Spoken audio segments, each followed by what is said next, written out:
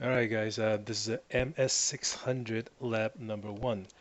We will be going over what an Azure Active Directory is used to support application registration. So I've redeemed an Azure Pass. Okay.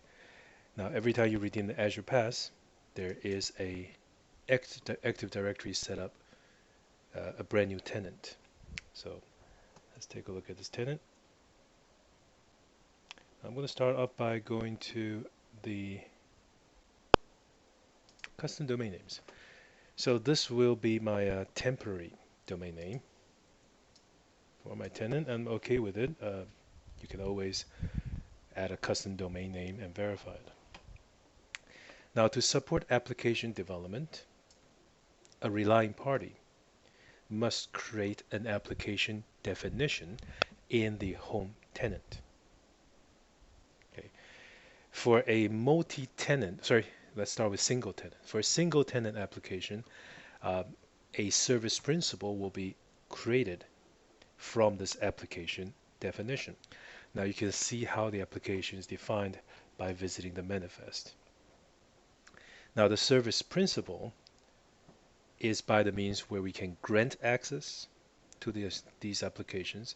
For instance, we may want to grant application access to Graph APIs, to user accounts that contained within this directory. All right, so our first exercise is registering an application with Azure Active Directory. All right, so navigate to the Azure AD, go to App Registrations, select New Registration. Now this will be our sample app. Here we decide whether this application can have service principal only in this tenant or across multiple tenants in the Azure AD directory services, so other businesses. Now the third option is when you want your application to support not just Microsoft AD tenant, Azure AD tenant, but also personal Microsoft accounts, those that's established through Outlook, the ones that established through Skype, Xbox, etc.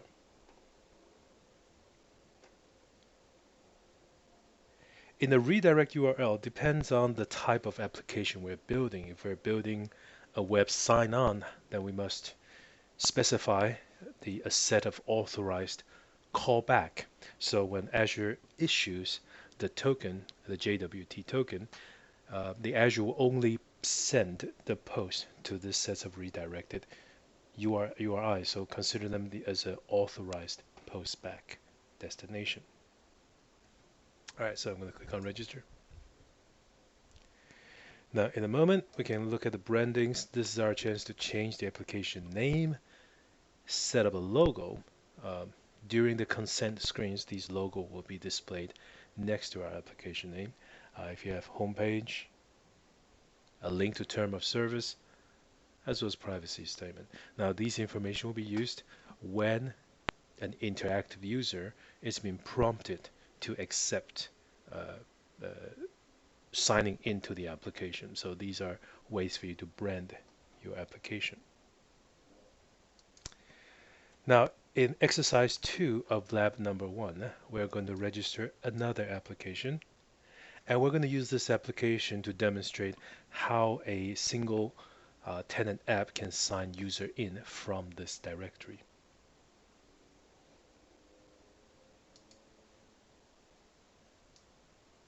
So this is our first app.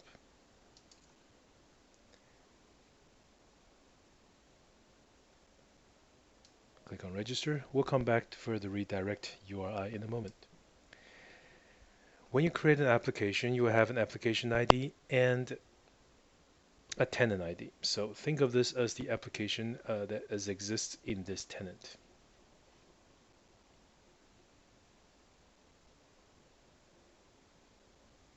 All right. So we are going to add a redirect URI.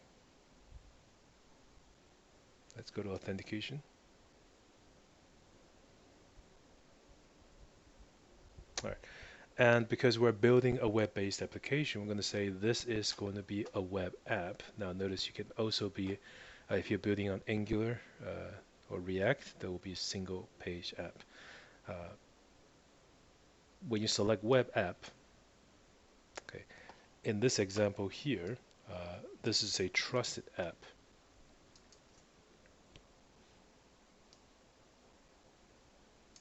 Okay.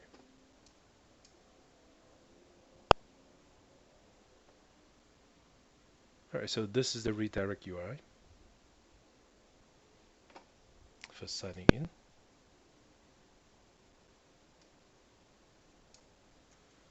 And this is the redirect URI.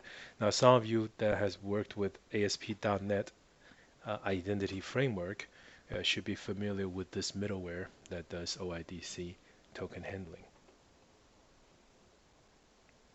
All right. Now we're going to configure our Azure AD infrastructure to return access token as well as ID token. Depends on what the application asks for. So this is the two possible tokens that our AD platform is willing to issue. Now, of course, if we clear an access token and then the application requests an access token, it naturally will be denied. So in this case, we want to support both.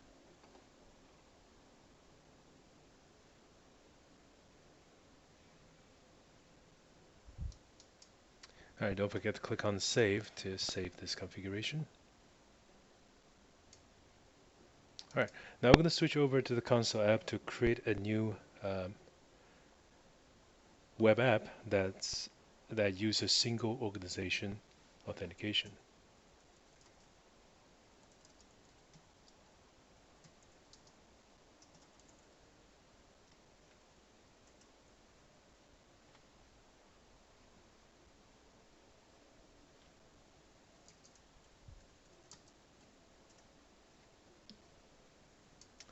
Actually got the a quick typo here, but I do need to create a subdirectory to separate the different app we'll be building. So here we're going to create a subdirectory and then create a app here.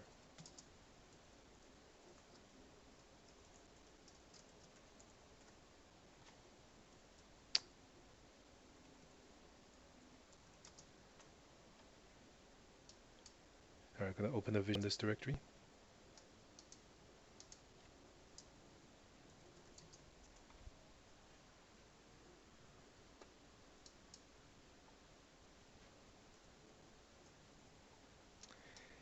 Now, any application setting.json in the starter folder will need to configure the domains, the tenant ID, the client ID, and the callback path. Now, this callback path is going to match how we register the application. So I'm going to pause for a moment and fill out these data. Actually, on the second thought, I'm just going to show you where all these data come from. All right, so we have our application. Let's go back to overviews for a minute. Configure this app. All right, so here's our application ID. Let's copy that, and that's where the application ID goes. Application ID, client ID are sometimes used interchangeably. The client ID, the tenant ID is a unique identifier for your Azure AD tenant, and which is right here. Now the domain should match the domain, at least for me, it's the temporary domain assigned to the app.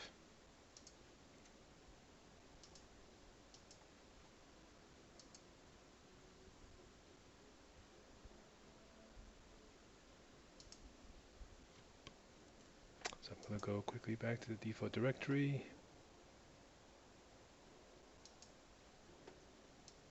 That's my temporary domain name.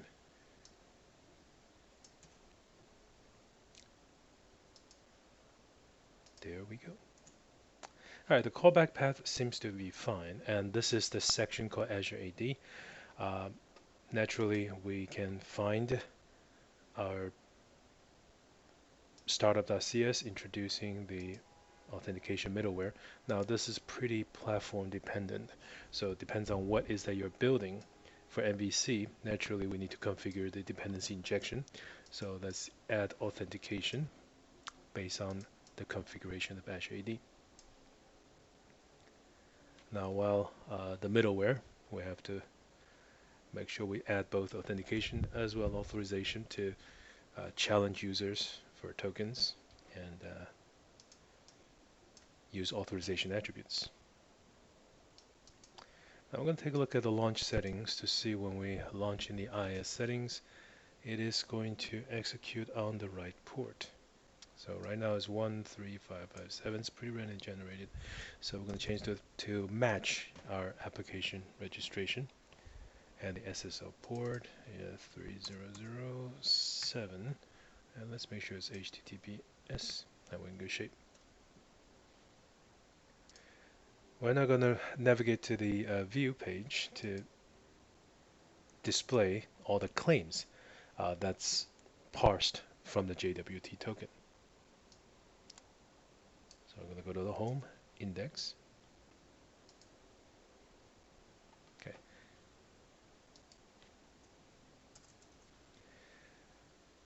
Now the page object has access to a user's identity. So HTTP context constructs these user objects. Now we'll find out if the user's identity is authenticated. Only if that's true, we are going to enumerate through all the claims and then print them on the index page. Alright, let's go ahead and build this app and see how it goes.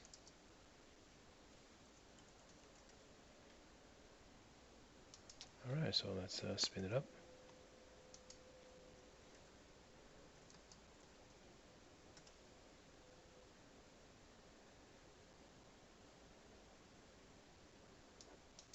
Alright, so following the build, I'm going to use the .NET Run. Now this is going to run the single org project executable, and you'll see that the HTTPS port is actually 5001. So let's see what happens when we try to sign in. Alright, so I'm going to try to hit HTTPS localhost host colon 5001 and see what happens next. Alright, so it's going to ask to pick account. Now it's a good time that I create a test account for this lab activity, so one moment. So I'm going to go to users.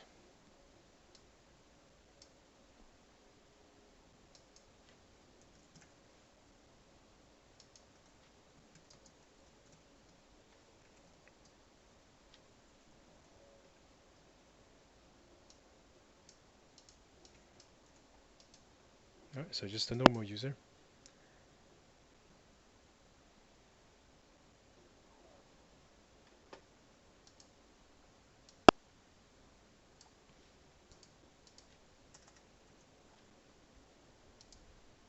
I'll be using this user to test my logins. Alright, so switch back to my app.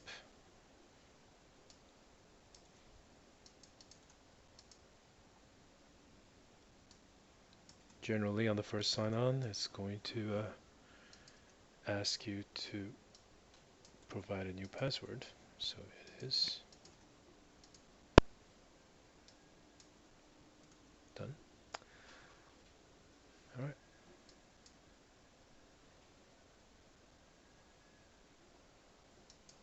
Apparently forgot to save the index page, so let's go ahead and save that. And let's do a refresh.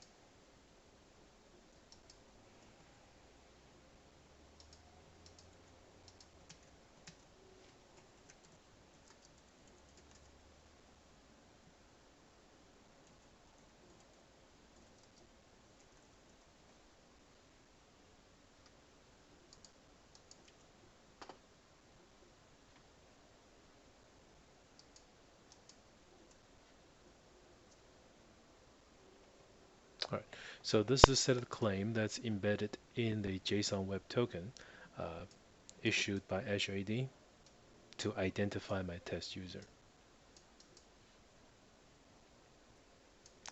Alright, so next we're going to create an application that supports multi-tenant. So we're going to register another app. And this time we're going to choose multi-tenant.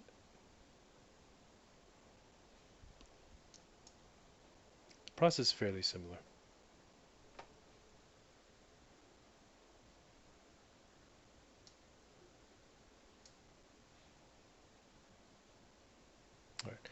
So let's go ahead and generate a second application.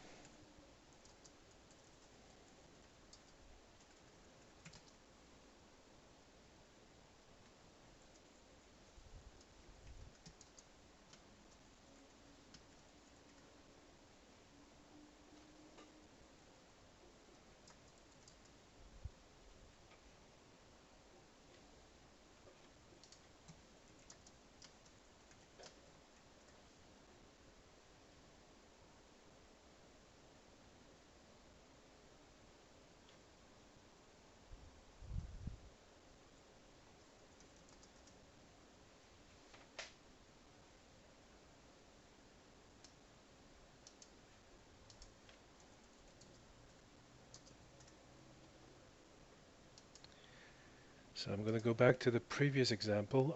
The application setting.json has a perfectly good domain name, instance, and tenant ID that I can just reuse. The main difference is now it's going to be the client ID. Yep, so there it is.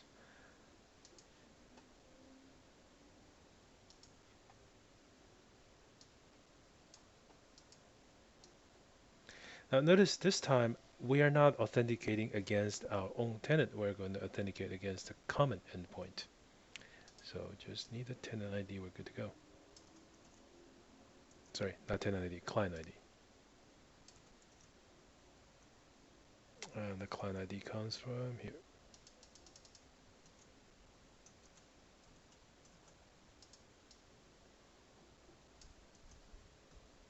All right. And here's a callback path, so we want to make sure it matches.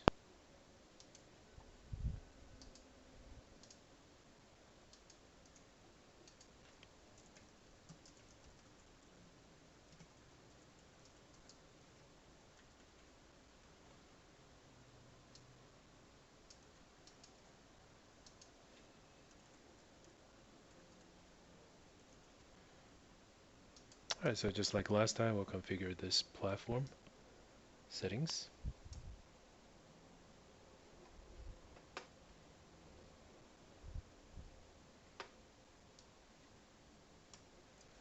All right, so this is the same drill where we change our view to display a list of received claims. All right, so let's give this guy a spin.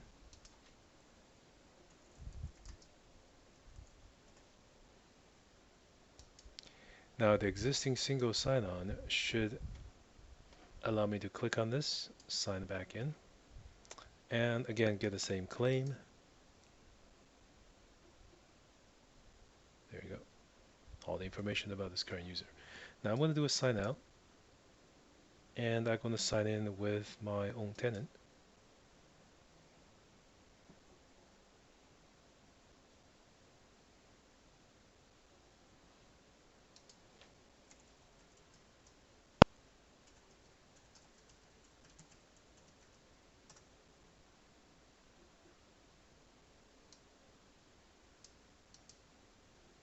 All right. Now because this is the first time I am signing in to this app using my vChins tenant. So what's going to happen is it's going to ask for permission. Now what this permission is going to do is to create a service principal object in the vChins directory. Now that service principal will follow the same tenant as the application defined in the first tenant that I in this because this is the tenant where the application is defined, right? So this is where the manifest of the app lives. So once I consent,